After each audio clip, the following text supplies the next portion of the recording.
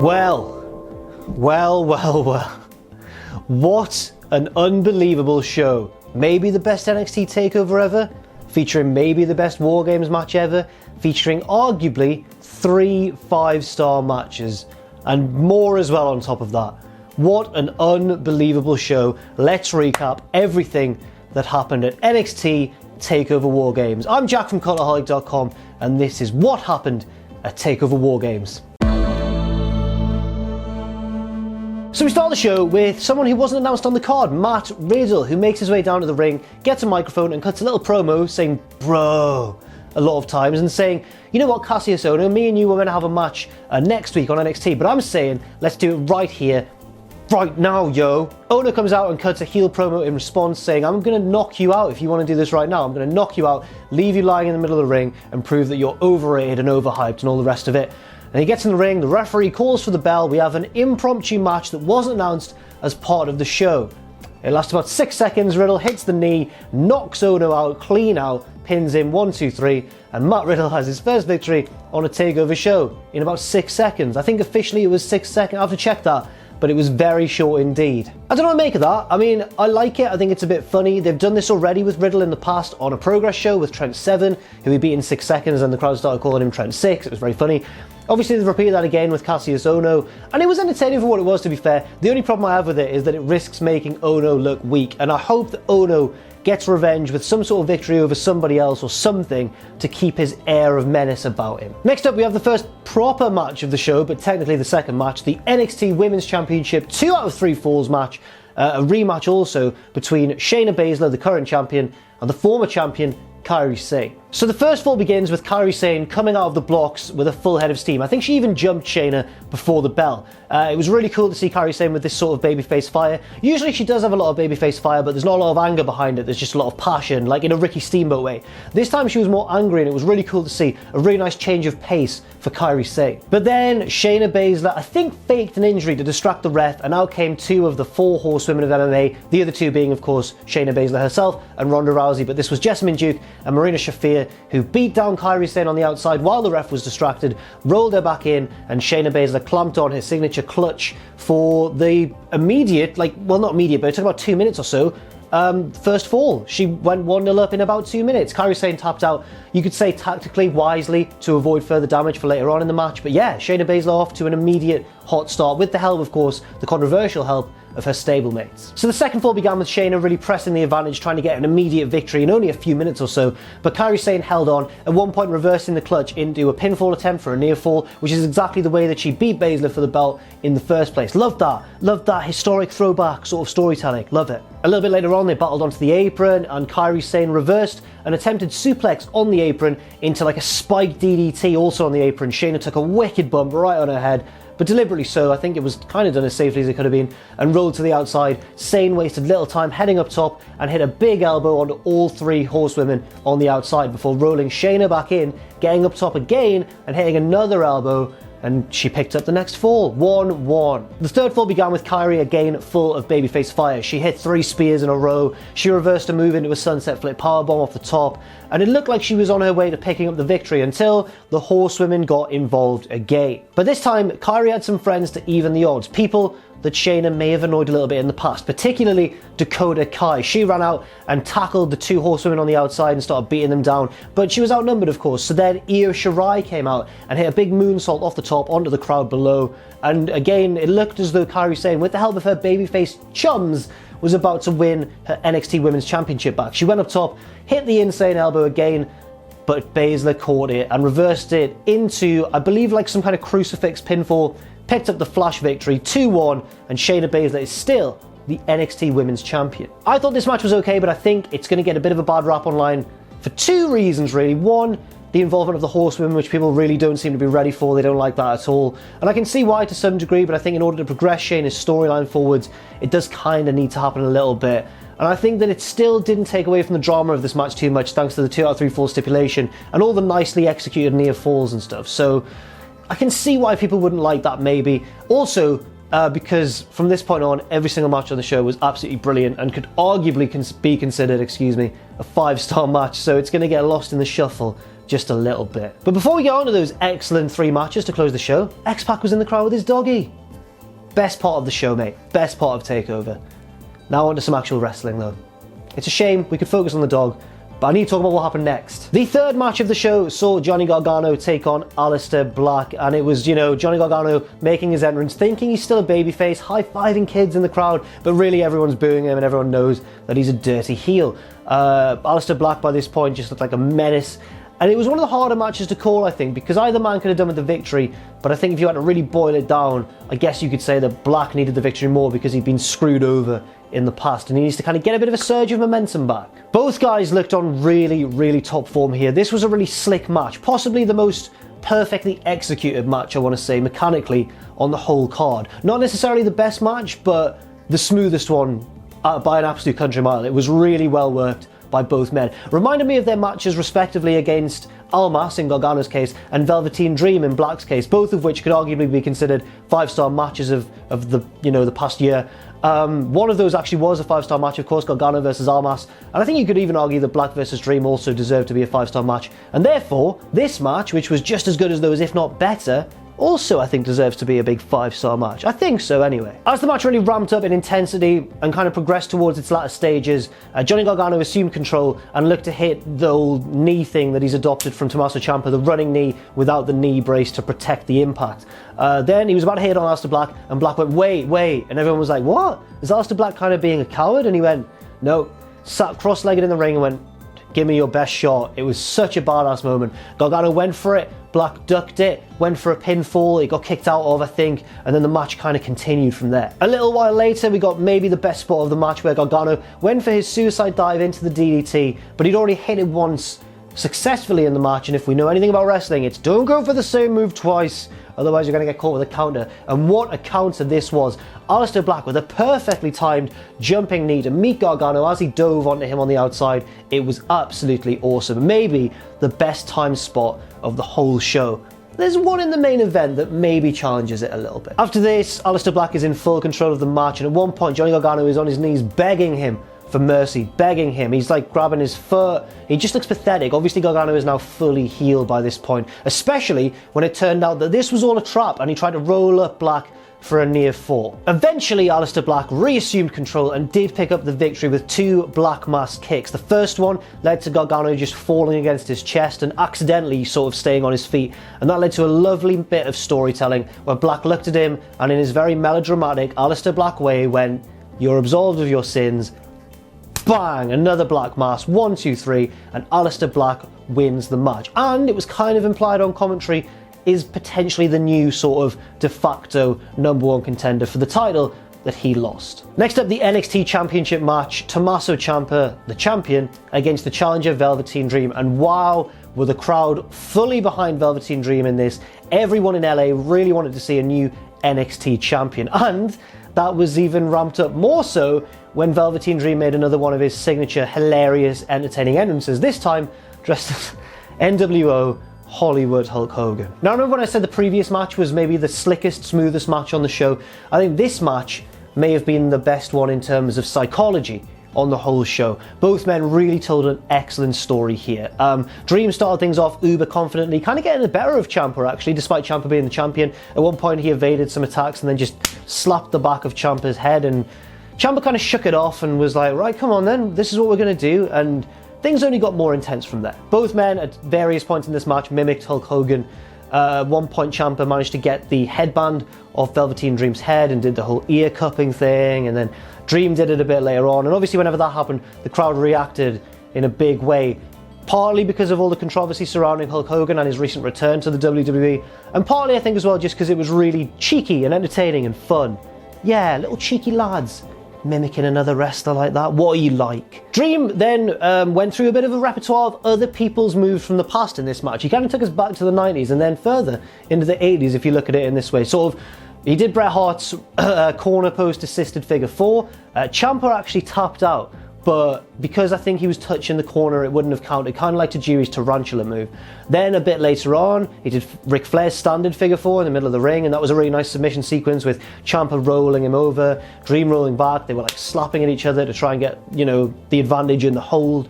Then a little bit later on, he did Hogan's hulking up, essentially. He did the big boot, 3 leg drops, but didn't go for a pinfall attempt, and the match sort of continued from there, and the storytelling only got stronger from here on out. I think the big strength of this match that really made it stand out amongst such an excellent card was the fact that the near falls were so superb. Both men kicked out of each other's big signature moves, especially I think when Ciampa kicked out of the rolling DVD at one point. That was really cool. Then Ciampa, frustrated because he couldn't get the win, went for the title, brought it into the ring, and ironically that almost cost him the title, because a little bit later on Dream was able to hit him with his signature sort of swinging arm trap DDT onto the title. I guess the title was just incidentally there, so the referee didn't really mind, and Ciampa kicked out. And it was such a good near fall, especially because the crowd was so behind Dream and so wanted to see that title change. At one point, Ciampa loosened his boot because he sort of injured his leg at one point, and it gradually became looser and looser as the next few moves of the match wore on. And then when Velveteen Dream went for his big elbow off the top, Ciampa blocked it with his foot. Dream went to like yank his foot away, and the boot came off and Dream spilled outside the ring. When he got back into the ring, a one-booted Ciampa hit him with the draping DDT for another excellent near fall. At this point, Ciampa went fully heel, ripping up the mats at ringside to expose the floor underneath, grabbed Dream from in the ring, and then Dream managed to push him onto the announce table. Ciampa got into a bit of a confrontation with Ronaldo, and that sort of cost him a little bit of time in the advantage, because when he came back, Dream hit him with the rolling Death Valley driver onto the exposed floor, threw him back in the ring, hit the elbow from the top, and again, it was another amazing near fall. You could argue by this stage that Ciampa maybe had absorbed too much punishment, but I think in these sort of circumstances, when the crowd is so desperate for a title change, we can kind of forgive that a little bit. We can kind of get away with making Ciampa look a little bit too strong, just to tease the crowd that little bit more. Ciampa sort of then crawled onto the apron, or like halfway through the ropes onto the apron, and Dream took that as an opportunity to try another elbow onto the apron, but missed because Ciampa rolled back inside, and then on his way back into the ring, Ciampa managed to regain control and hit him with the draping DDT onto the steel sort of section of the 2 rings, connecting the 2 rings for the WarGames match later on. Remember, the 2 rings were present for the whole show. They just weren't really used that much throughout the show, apart from this spot. So Ciampa hit the DDT, excuse me, onto the steel part connecting the 2 rings, and that managed to get him the pinfall, and he is still NXT champion. This was an absolutely fantastic match. Still can't really decide in my head whether I prefer this or Gargano and Black from one match earlier, but either way, this was another excellent match. Another fantastic addition to Velveteen Dream's back catalogue, and he's so young still. He's just going to be amazing as long as he's given the right opportunities once he eventually makes it onto the main roster. But this wasn't his day. He's not the NXT champion, as sad as it made everybody, and we moved on to the WarGames match. This WarGames match, of course, featured the Undisputed Era, which is Adam Cole, Kyle O'Reilly, Roderick Strong, and the returning Bobby Fish against the babyface team of Pete Dunne, Ricochet, and Hanson and Raymond Rowe, the War Raiders. Pretty clear babyface heel dynamic here, but there were questions in the build-up about how united the babyface team were. They all came out wearing the same sort of face paint pattern on their faces to show solidarity, but there were teasers of dissension amongst the ranks of both teams actually when guys were making their entrances from the cages and stuff, but we'll get on to all of that in a second. First of all, I just want to say, this honestly makes a case as the best WarGames match ever. And again, I don't even know if it's the best match on the card or my favourite match on the card, but out of the 3 last matches on this show, it's so hard to pick them apart. I don't know what to say about them, but there's something here for everybody, and if you like your WarGames matches to be tactical battles mixed in with excellent wrestling, this is the match for you. So we start things off with Adam Cole for the Undisputed Era and Ricochet for the babyface team, a rematch of their singles match for the North American title at a previous TakeOver, and it was good. And then Kyle O'Reilly got involved because he won a match on NXT to give the heel team the numerical advantage, or the advantage of the order of entrances, I guess, and it was a 2-on-1 situation against Ricochet. Then it was the babyface team's turn to even the odds and make it 2-on-2 in the ring, but as they were all trying to get out the shark cage, Pete Dunne looked like he was the next man in. Hanson just shoved him back and went, "No, it's my turn." Pete Dunne looked pissed off. Hanson ran down to the ring, and to be fair, you know, he didn't do anything controversial in the ring. It just made us all think, oh, what's Pete Dunne going to do when he gets in? Is he going to be unhappy? Hansen was then used as a springboard. He got on his hands and knees and Ricochet used him to do a shooting star press, which was really, really cool. And the first big teamwork spot of the match, I think. And there was a lot more of that to come. Then Roderick Strong came in, and then Raymond Rose, the next man in for the babyfaces. And in both cases, when those guys entered, there was more kind of pushing and shoving in the shark cages as they made their way down the ramp. Like, no, I'm next, no, I'm next. Not just on the babyface side. That did happen and it annoyed Pete Dunne even more. But also a little bit on the Undisputed Era side as well, which was surprising. Then it was time for Bobby Fish to make his entrance, and instead of heading straight for the ring, he whipped out a hidden padlock and put an extra padlock on Pete Dunne's shark cage. The referee tried to unlock it for Pete Dunne, but his key wouldn't work, and Bobby Fish had already thrown his key, the correct key to unlock that padlock, deep into the crowd. I thought the crowd were going to pass the key back, but that didn't happen. I bet they tried to, and some security guy just intercepted it on the way, like, nope, that can't be allowed. The match has to go the way we planned it. Bobby Fish then made his way down to the ring and got under the apron before he entered the cage and started bringing out steel chairs with the Undisputed Era's logo on them, which was really cool because it kind of introduced the hardcore element into the match naturally, but also showed that the Undisputed Era had thought about this. They'd taken the time to create some custom chairs, placed them under the ring, and it seemed like they were coming in with a better game plan as a team rather than this collection of individuals over on the babyface side. Or two individuals in a tag team, but you know what I mean. Then the heels started hitting concertos and just decimating the babyface team with chairs, and Pete Dunne just couldn't get to the ring until the referees brought out a bolt cutter, and Adam Cole looked a bit scared because he just taunted Pete Dunne from inside the WarGames structure. Dunne made his way down, grabbed a kendo stick from under the ring and just battered everyone away from the door. The Undisputed Era were really selling how much of a threat Dunne is, trying to pin the door shut, but Dunne used the kendo stick, threw that in the ring, got more weapons as well. There was a trash can in there, there were two tables, and also a steel chain which he used at one point as well. Very nice stuff. Now we got to the real match proper with all 8 men in the ring, and this is where tactics started to happen, and I loved it. The first major thing that happened was the Undisputed Era regained control of the match, isolated Pete Dunne in one ring, clamped a submission on him, a chain-assisted submission on his injured leg, and then the rest of the Era, the other 3 members, stopped the other 3 babyfaces from getting into that side of the ring. It was so cool to see. It's the sort of thing that you kind of want from a WarGames match, I guess. When you think of the potential of a WarGames match as a tactical display, this is exactly what you kind of want to see. The War Raiders and Ricochet managed to overcome this by the War Raiders picked up Ricochet and just threw him into the heels, and then they broke up the submission before Pete Dunne could tap out. It was a really cool moment of the match. I really enjoyed that, and there was a little bit more to follow as well. Before that though, we had some of the match's more memorable and flashy spots, although there was even more of that to follow afterwards as well. But for now, we had some things like, I guess there was the War Raiders doing a big pop-up power slam to one of the Undisputed Era, I can't quite remember who at the minute, where they threw him from the middle of the 2 rings into another one of the rings, and then he got caught in power slam. That was really cool. The tables got broken, one with a spear and one with an excellent near fall where Hansen splashed, I think, Kyle O'Reilly through a table, 1, 2, and then another heel just came out of nowhere with a trash can, I think, and just broke it up at the very last second. If that ended the match, that would have been cool and it would have been a great match, but it really kicked up an extra notch from here and it turned it into one of the best WarGames matches ever, maybe even the best WarGames match ever. So then Ricochet and Adam Cole ended up on top of the structure, just battling it out, and you could kind of argue that this is the one weak point of the match, the fact that there was no real reason for both guys to go up there, I guess. But, you know, the Undisputed Era then brought back this sort of tactical game plan, trying to push Ricochet to the outside, because if one member leaves the cage, they forfeited the match, and I guess it doesn't specify how you leave the cage, so you could go out the door, you could be pushed off the top as well. This turned into a big Tower of Doom spot with everyone involved, apart from Ricochet, who stayed on the top, surveyed the carnage, waited until everyone got to their feet, walked along to the corner of the top of the cage, and hit a double moonsault onto everybody below. I've heard that in his younger days, Ricochet used to bust out double moonsaults quite a lot on the independent scene, but then stopped doing them because it's really dangerous. But with a higher structure to do it off, he's got more time to do a rotation, I guess.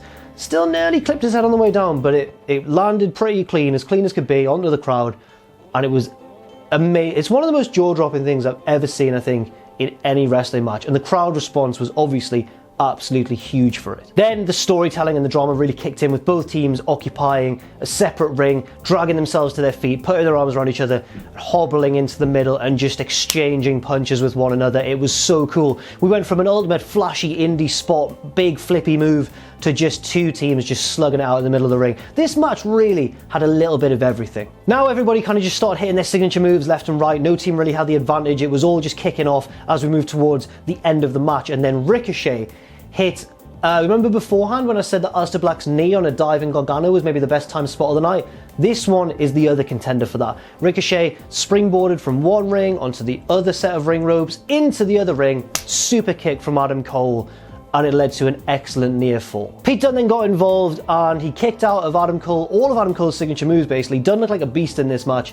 The Undisputed Era clearly treated him as the main threat, and at one point he also fought off like a 4-on-1 attack by them a little bit earlier on in the match, but here it was just him versus Cole with everyone else immobilized. He kicked out of Cole's signature offense, ducked a running knee from Cole, hit the bitter end, and then Ricochet came along with a 630 off the top, and both Dunne and Ricochet laid an arm across Adam Cole to pick up the victory. This is probably going to play into a storyline going ahead, isn't it? But they look like best friends while they celebrate after the match, both standing atop of the cage, holding their respective titles, and it looks really cool. It was such a great show of UK and USA solidarity, guys. Loved it. But in all seriousness, this was an excellent match. Again, I don't know what my favourite match was on this show. It's one of the last 3 matches, either Black versus Gargano, Ciampa versus Dream, or this wonderful, tactical, violent, jaw-dropping WarGames match as well. I think for me it's between that or Ciampa and Dream. I just can't decide. I have to sleep on it, and even then I don't think I'm going to know the answer tomorrow. But what did you think? Let us know what your favourite match of this show was, with a little explanation as well, in the comments section down below. So that's pretty much it. Arguably the best NXT TakeOver ever. I think it's between that or maybe New Orleans from WrestleMania weekend this year, but I'm going to give the edge to this one. This is one of the best WWE shows I can ever remember seeing. It was amazing. The last 3 matches were incredible. Sane versus Baszler wasn't bad at all. Yes, it went a bit short for a 2 out of 3 falls match, but it was still cool. And Riddle versus Ohno got the show off to a funny and kind of eventful crowd-popping start. So no complaints at all from me. An excellent show. And I'll wrap it up. I've been Jack from Cultaholic.com. Thank you very much for watching What Happened at NXT TakeOver WarGames. You can follow me on Twitter if you want to Jack the Jobber. You can follow all of us at Cultaholic and check out our Patreon too, patreon.com/Cultaholic. And never forget, of course, if you haven't already, to hit subscribe and to join us.